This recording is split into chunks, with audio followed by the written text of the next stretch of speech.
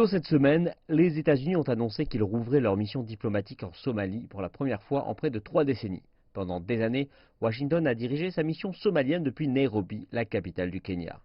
Selon des analystes, la réouverture d'une mission américaine permanente à Mogadiscio témoigne de l'amélioration de la sécurité de la politique étrangère. Cette mission sera toutefois basée dans l'enceinte de l'aéroport fortement fortifié de Mogadiscio, qui abrite plusieurs ambassades étrangères, l'Union africaine et des organisations des Nations unies.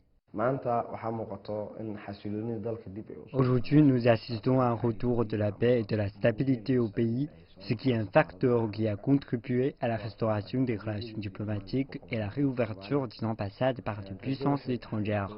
Au cours des dernières années, le gouvernement a amélioré sa politique étrangère, ce qui donne maintenant des résultats positifs.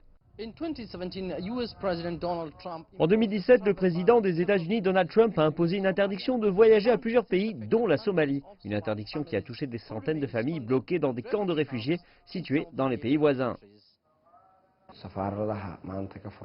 Nous assistons à un retour de grandes puissances comme les États-Unis. Cependant, la Somalie reste sous la liste d'interdictions de voyager imposée en 2017.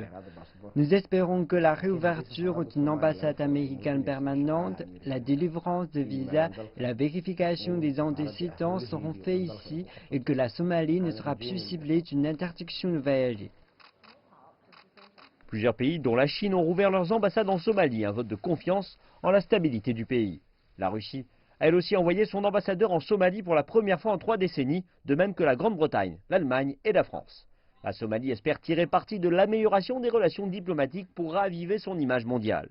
Sur le front de la sécurité, la Somalie espère que la réouverture de l'ambassade américaine renforcera la lutte contre Al-Shabaab, les États-Unis étant l'allié numéro 1 de la Somalie dans la guerre contre le terrorisme, alors qu'elle forme un groupe de travail antiterroriste d'élite dans une base militaire du sud du pays, qu'elle utilise aussi comme base de drones pour cibler des cibles de grande valeur.